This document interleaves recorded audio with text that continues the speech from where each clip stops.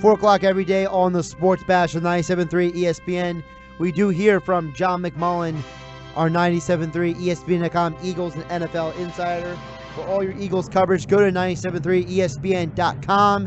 John has you covered all year long as we are just a day away from the second preseason game, Eagles versus Patriots in Foxborough. And John, if nothing else, the Eagles have at least one very vocal player, and that's Lane Johnson, saying he's looking forward to the fans booing him in Foxborough. But John, if anybody can back up his trash talk, it is Lane Johnson, is it not? Because the guy, what is it, only 3 games the Eagles have lost in the last 2 years with him on the field? Yeah, I mean, the record really in the Doug Peterson era is phenomenal when Lane Johnson is on the field. You remember the 10-game suspension in Doug's first year here, and that's when everything kind of fell off the rails. And, you know, we always talk about this as the ultimate team sport, and I think a lot of us always boil it down to quarterback versus quarterback far too often. So you can't look at that record and say it's just because of Lane Johnson, but hey, the numbers are the numbers, and the Eagles don't lose much when he's on the field. And that's because he's one of their 5 best players easily. He's the best right tackle in football. And when you have that kind of confidence in both of your tackles, when Jason Peters is out there, it's easy to do a lot of things on the offensive side of the football because you don't have to give help, extra blocking against great pass rushers. And that's more meaningful than I think people know. John, talking about the actual game tomorrow, it's still preseason, so this is a light Super Bowl rematch tomorrow night. But when you look at what's actually going to be going on, the starters, to me, probably won't get much time. What do you think, or what should we expect tomorrow night? I know Nick Foles is going to play. Is he going to play a quarter? Is he going to play a couple series? What's the biggest thing to look out for tomorrow, maybe besides Nick Foles' health? Well, I'm going to channel, Doug Peterson. That's the first thing he's always going to say. Health, everybody come out healthy, because that's really the only goal of preseason football. Not the only goal, but when you're talking about the starters and the guys who have proven themselves, that's the hope. So you want to see a cameo appearance from Nick Foles. I don't even care if they move the football, to be honest. You just want to see him come out of there healthy, and that's all the starters. And then you start to look at the position battles, and that's the more important aspect of preseason football, always is. I think wrote about Matt Jones at 973ESPN.com, with all the people banged up in the backfield, Corey Clement, Donnell Pumphrey, Josh Adams, I think you're going to see a lot of Wendell Smallwood and Matt Jones. So for those 2 guys, it's really, really big. Speaking of those 2 guys, Wendell Smallwood and Matt Jones. Matt Jones has those fumbling issues. I know we talked to you yesterday about who you really have to put your money on, who's going to make the roster. Did Doug Peterson clarify who's going to start tomorrow? Or how's he going to split up the carries? So are they going to kind of even it out throughout the entire game, or are they going to lean to one running back for the first half and the other in the second half? Well, I think Jay Ajayi might play a little, although he missed a day of practice earlier in the week. Darren Sproles is still available, so those are the guys who might see the cameo role to start, may not. Obviously, Darren Sproles was healthy and dressed for the first preseason game, did not play at all. And then you're going to go to the reserves who are going to play the majority of the game, and because Clement's not going to play, there's no question about that. Pumphrey hasn't practiced, so he's not going to play. Josh Adams didn't practice, got nicked up when they were indoors, and then the final practice of training camp wasn't able to go, so he's probably not going to play. So you have a numbers issue there, and that means those 2 guys are going to have plenty of work. So there's no need to worry about splitting up carries, because they're going to have to carry the workload by themselves. Let's get into what you just wrote at 973ESPN.com, your training camp awards. I found it actually pretty interesting. You said better than you thought. You pointed to Camus Grugier-Hill. He was a special teams ace last year, and obviously he was on the big stage against the Cowboys last year when he had to perform a kickoff, and it was a pretty solid one. But you actually have him as one of the surprises of camp, and he kind of jumped over Corey Nelson when they brought in as a free agent to fill in for Michael Kendricks this season. What do you think of Camus Grugier-Hill, and what do you expect from him tomorrow night? Well, I think he's put himself in the conversation. He's still behind Nate Derry, so both of those guys have kind of vaulted above Corey Nelson on the weak side, and that sort of Michael Kendricks role as the third linebacker on this team. And they're both very similar players because Nate played safety at Nebraska. Camus was more of a rover. People call him a safety, but he wasn't a rover. He was more of a rover in college. So they were both very, very undersized. Camus played at 215 last year, he told me. So he's up to 230. That's an important part because even though this game has changed drastically with all the spread offenses, you still need to hold up a little bit if you're playing linebacker in the run. And it's really difficult to do that if you're 215 pounds trying to shed blocks. And that was his issue coming into this offseason, and he gained some weight, and he's holding up better. And really, of the two, he's made more splash plays. Now, Nate's the starter, so he's generally playing against better players. And I think the issue is more assignment-based. Jim Schwartz is very big on guys being assignment sound. So I think if Camus can get more consistent that way, I think he's got a chance to win that job. John McMullen joining us, our 97.3 ESPN Eagles Insider. You can follow him on Twitter at JFMcMullen. John, got to get into another guy who you've credited as a late riser in your piece. It's a guy named Avonte Maddox, who we haven't really talked too much about because all the rage is about Sidney Jones and him actually having a full season. It was basically a redshirt year last year. But Maddox is a late riser in your mind. And what do we expect out of him tomorrow night? And can he actually make a pretty good impact on the regular season as well?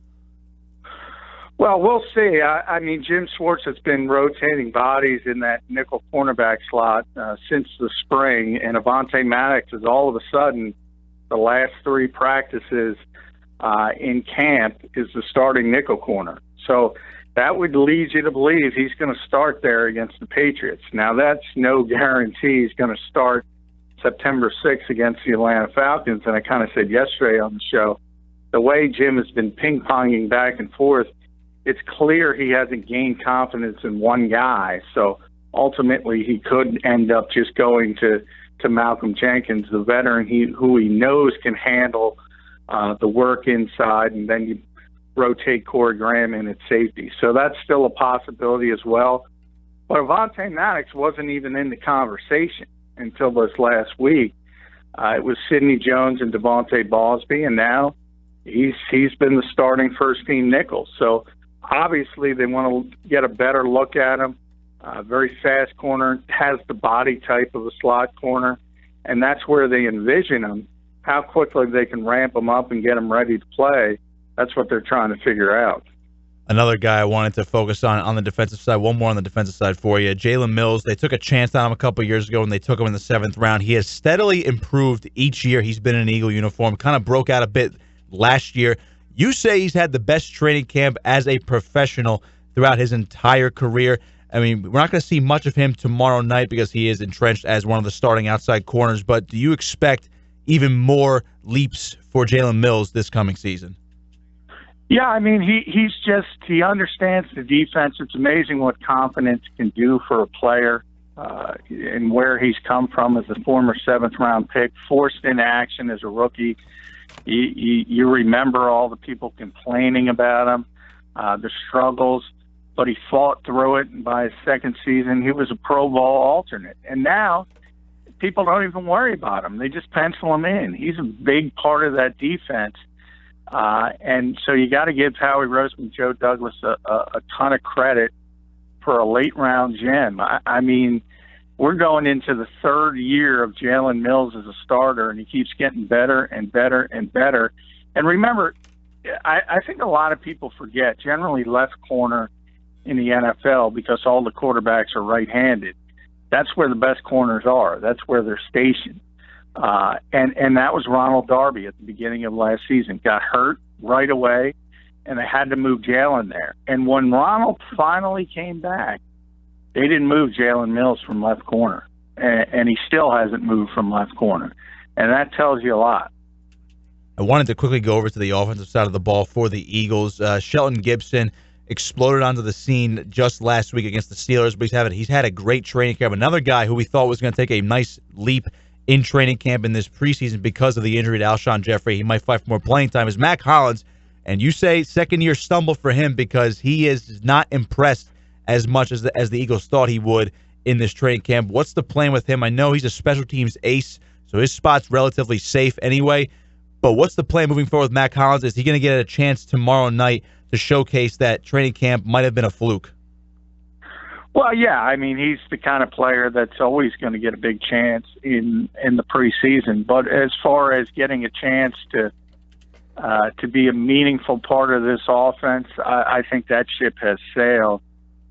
It's very clear, and as I pointed out, I didn't understand the people who thought he had a chance to push Mike Wallace. Those are people who don't know who Mike Wallace is as a player. They're night and day. I mean, he's not even close to Mike Wallace. So when you look at where the Eagles are, and Alshon Jeffrey eventually comes back, whether that's week 1, week 2, and then you have Nelson Aguilar and Mike Wallace. And then there's other guys on this team people don't realize. Marcus Wheaton's been banged up. He's a better receiver. When he's healthy, which is not often, than Mac Hollins. Even a veteran like Kamar Aiken, he's a better receiver. Mac Hollins' role on this team right now is going to be special teams and not much more. And he has struggled mightily in training camp.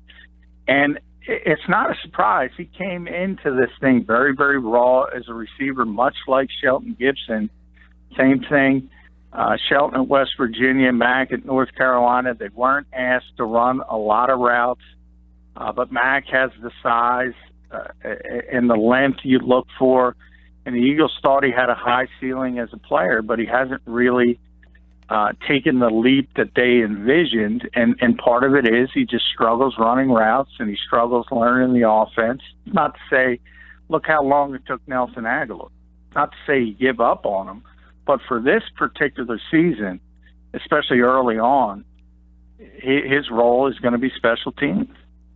John, let's go nationally now. And a lot of the NFL talk today has been about Jalen Ramsey and his GQ interview. Tell me, what were your thoughts on his comments, and do you believe that he was out of bounds? No. No. I like Jalen. Jalen Ramsey's Jalen Ramsey for a reason. If he's not the best cornerback in football, he's certainly amongst the top 2 or 3. Part of it is confidence. He always gives you his thoughts. I think people always complain when players talk in cliches and don't say anything provocative. And then on the other side of the coin, they do say something and give you their real opinions, and they criticize him for that.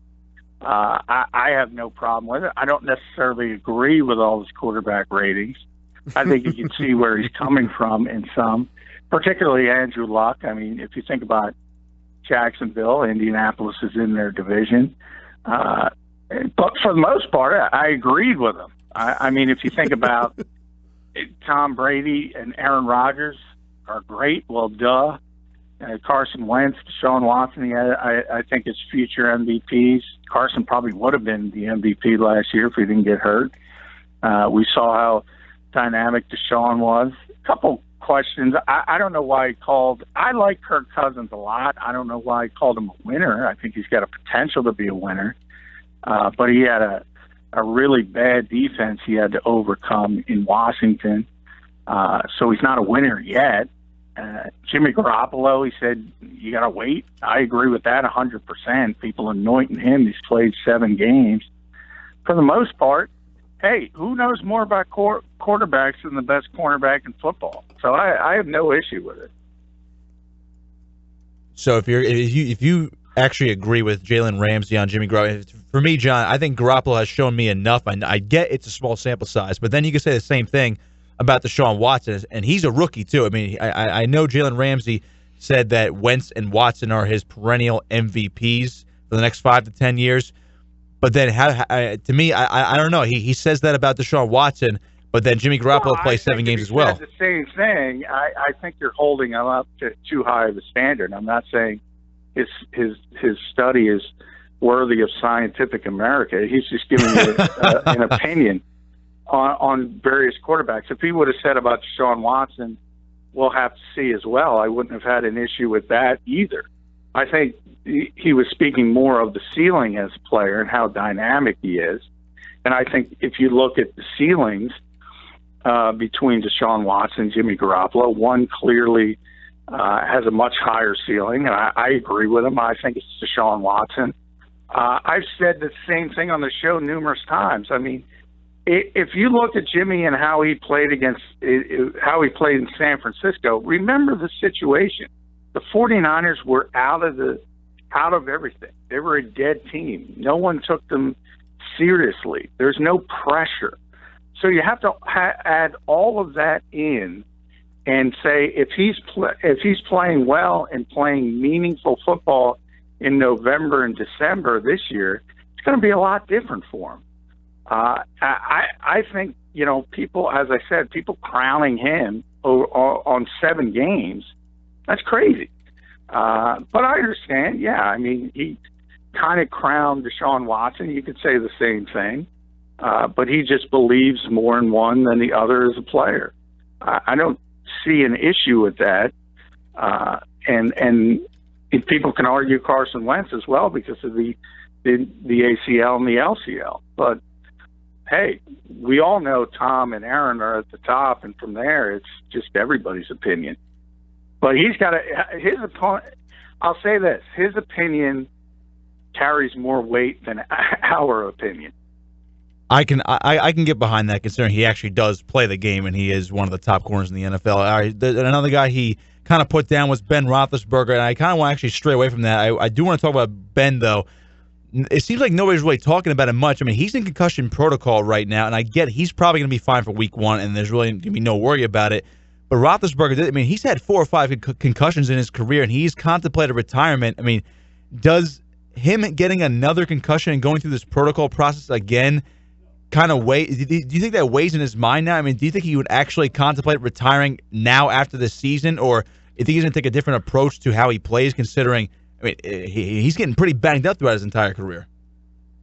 Yeah, I mean, that's the way he plays. Ben has intimated retirement before. I think it had more to do with Todd Haley than anything else. I mean, those two just didn't get along. So now that he's gone, I think he's fine. He's not. I mean, that's just the way he plays. As you mentioned, and it's not just concussions. It's been numerous injuries. And you're right. If you're going back to Jalen real quick, if you're going to criticize him for one critique, that was pretty unfair. And as good as Antonio Brown is, and I think he's the best receiver in football, Ben's pretty good as well. But he's getting up there, and I've talked about the fact that the injuries catch up to everybody at some point, so you have to keep an eye on them, and that's why the Steelers have brought in so many young quarterbacks over the years, latest being Mason Rudolph, because they know he's closer to the finish line than starting gun. No question about that. Just to put a bow on the Ramsey comments, he did make some comments about some quarterbacks that he has not played against. Those be some of the rookies. Josh Allen, he called trash. Lamar Jackson, he said, he believes that Lamar should have been drafted earlier. And then I don't remember if he said anything about Baker Mayfield, but I don't think it was that bad. Kind of give your thoughts on what he said about some of the young guys that he hasn't played against, John. Well, I think if you look at it from a defensive guy's perspective, if you look, and Deshaun's a perfect example as well. When you deal with quarterbacks that can beat you both ways, it's difficult for a defender, and that just makes them more difficult. However, if they don't show consistency passing the football, it quickly erodes. that advantage. So typically the best quarterbacks, and we know the top two, and we constantly say the top two, Aaron Rodgers has significant mobility, but it's generally to extend plays in the pocket, and Tom Brady is a strictly pocket quarterback at this stage of his career, and was really always, even in his younger days. So I still think the best quarterbacks tend to be the guys that can throw the football for a couple of reasons. One is they're going to stay healthy, and if you run around too much in this league, you're going to get hurt. We've seen it time and time again. Eventually, it's going to happen. So that part of it, you have to enter in the equation as well.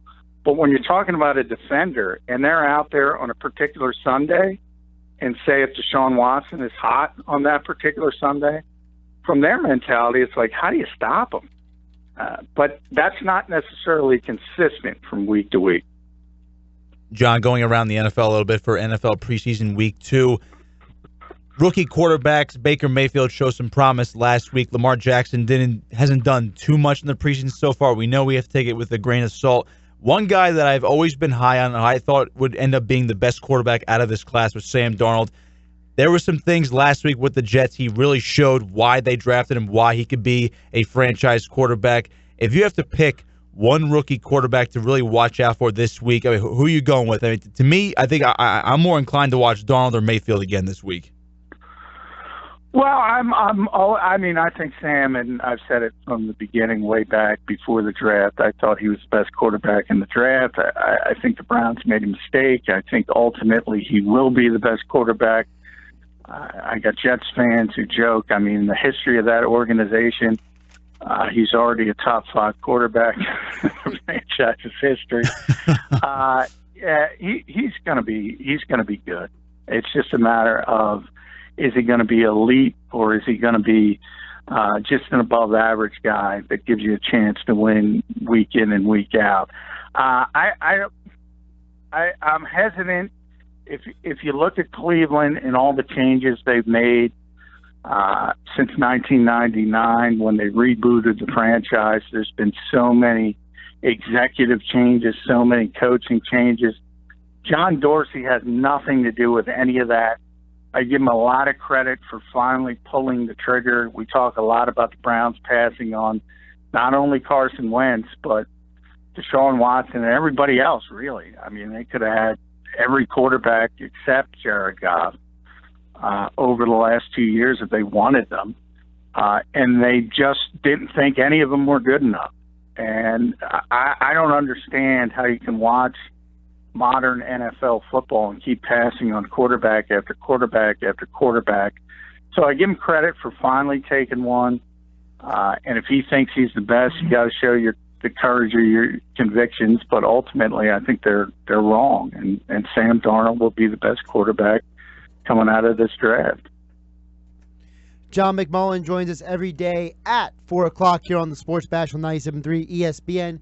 Make sure you follow all of his work covering the Eagles all season long, 365, 24/7 at 97.3 ESPN.com, because John's probably posted more content about the Eagles than anybody else who covers the Eagles. So if you want to know about the Eagles, you better follow John McMullen at JF McMullen and go to 97.3 ESPN.com. And, of course, Eagles, Patriots, game 2 of the preseason tomorrow night in Foxborough. You hear all the coverage right here on 97.3 ESPN. John, enjoy your hump day. Hey, thank you guys. Appreciate it.